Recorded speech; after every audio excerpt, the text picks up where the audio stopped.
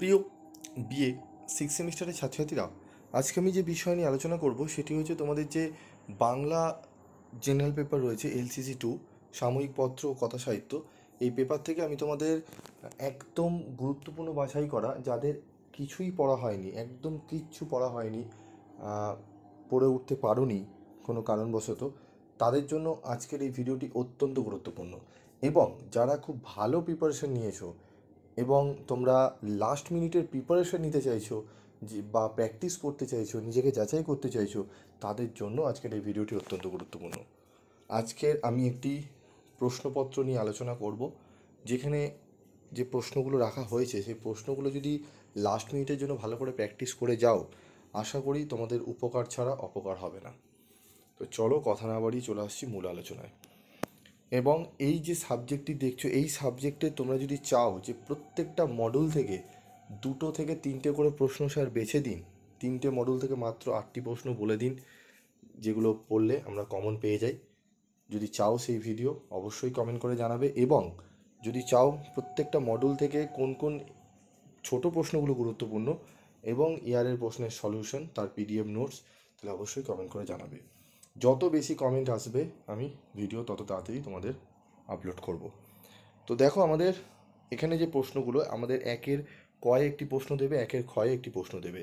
তো এই দুটো প্রশ্ন তোমরা ভালো করে একটু প্র্যাকটিস করো। কী কী প্রশ্ন রয়েছে? পরিচয় পত্রিকাকে কেন্দ্র করে এক নতুন ধরনের সাহিত্য রচনার প্রবণতা দেখা যায়, আলোচনা করো। অথবা কবিতা পত্রিকা কত সালে কার সম্পাদনায় প্রকাশিত হয়? আধুনিক বাংলা কবিতার ক্রমবিকাশের ক্ষেত্রে এই পত্রিকার ভূমিকা সম্পর্কে আলোচনা করো। তারপর রয়েছে দেখো, বাংলা উপন্যাস সাহিত্যের প্রবাহে রজনী উপন্যাসটির গঠন কৌশলের নতুনত্ব বিচার করো। অথবা রজনী উপন্যাসের লবঙ্গলতা অথবা রজনী চরিত্রটি বিশ্লেষণ করো। এই দুটো প্রশ্ন খুব ভালো করে তোমাদের কিন্তু করতে হবে। তারপর রয়েছে দেখো, অন্তঃলীলা গল্পটির নামকরণের তাৎপর্য বিশ্লেষণ করো। অথবা চোর গল্পের কাহিনী বিশ্লেষণ করে নামকরণের সার্থকতা বিচার করো। এই দুটো প্রশ্ন খুব ভালো করে তোমরা কিন্তু রেডি করবে, একের, দুয়ের দাগে, তিনের দাগে। এই টোটাল 6টা প্রশ্ন যদি তোমরা ভালো করে লাস্ট মিনিটের জন্য প্র্যাকটিস করে যাও, আশা করি তোমরা মিনিমাম 2টো প্রশ্ন হয়তো কমন পেয়ে যেতে পারো, এমনও হতে পারে 3টে প্রশ্নই কমন পেয়ে গেলে। ঠিক আছে? তবে অবশ্যই যারা ভালো রেজাল্ট করতে চাও তাদেরকে বলবো লাস্ট মিনিটের সাজেশনের জন্য একটু ওয়েট করবে। লাস্ট ফিউ মিনিটসের সাজেশন আমি তোমাদের অবশ্যই দেবো। প্রত্যেকটা মডেল থেকে 3টে থেকে 2টো করে প্রশ্ন আমি তোমাদের বলে দেবো। ওকে? তারপর দেখো, 4এর কয়, বাংলা সাহিত্যের বিকাশে বঙ্গদর্শন পত্রিকার গুরুত্ব বিচার করো। ক্ষয়ে, রবীন্দ্রতর আধুনিকতার প্রতিষ্ঠায় পরিচয় পত্রিকার গুরুত্ব বিচার করো। অথবা বাংলা সাহিত্যের বিকাশে কল্লোল পত্রিকার ভূমিকা নির্দেশ করো। 5এর কয়ে রয়েছে, রজনী উপন্যাসের নামকরণের সার্থকতা সংক্ষেপে লেখো। অথবা রজনীর গৃহত্যাগের কারণ সংক্ষেপে লেখো। অথবা অমরনাথ চরিত্রটির বৈশিষ্ট্য চিহ্নিত করো। এই প্রশ্নটি ভালো করে করবে। এর সাথে যে প্রশ্নগুলো করবে, ছোটলোক গল্পের রিস্কাওয়ালা চরিত্রটির পরিচয় দাও। অথবা ছোটলোক গল্পে প্রকৃত ছোটলোকের পরিচয় দাও। অথবা চোর গল্পের চোর চরিত্রটির মনস্তত্ত্ব বিশ্লেষণ করো। এই প্রশ্নগুলো ভালো করে কিন্তু তোমাদের করতে হবে। এরপর রয়েছে যে কোনো একটি বিষয় টিকা লেখো। কালিকলম, দিগদর্শন, তত্ত্ববোধিনী পত্রিকা। ক্ষয়ে রয়েছে রজনী উপন্যাসের পাশ্চাত্য প্রভাব, রজনী উপন্যাসের হরলাল চরিত্র, রেকর্ড গল্পের চোরাবাজার, ছোটলোক গল্পের রাঘব সরকার। ঠিক আছে? এই প্রশ্নগুলো খুব ভালো করে তোমাদের রেডি করতে হবে। এরপর দেখো, তোমাদের ছোট প্রশ্ন কিছু এখানে রাখা আছে, তবে আমি তোমাদের বলবো ছোট প্রশ্ন একটু বেশি করেই তোমাদের পড়া দরকার।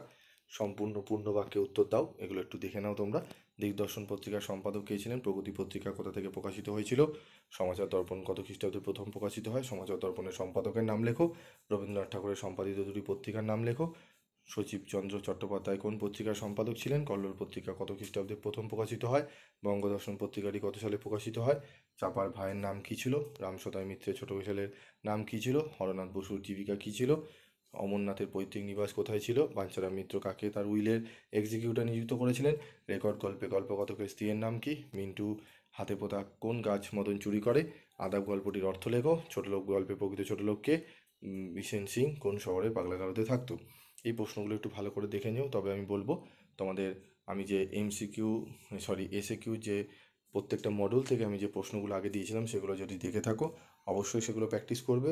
যদি না দেখে থাকো আমি লাস্ট মিনিটের জন্য আবার দেবো প্রত্যেকটা মডেল থেকে এবং ইয়ারের সলিউশন, সেগুলো একটু ভালো করে লাস্ট মিনিটের জন্য দেখে যাবে। একদম নিশ্চিন্ত থাকো, বাংলা পরীক্ষা তোমাদের ভালো হচ্ছে। আজকের মতো ভিডিওটি শেষ করছি, দেখা হচ্ছে পরবর্তী ভিডিওতে। সকলে ভালো থেকো, সুস্থ থেকো।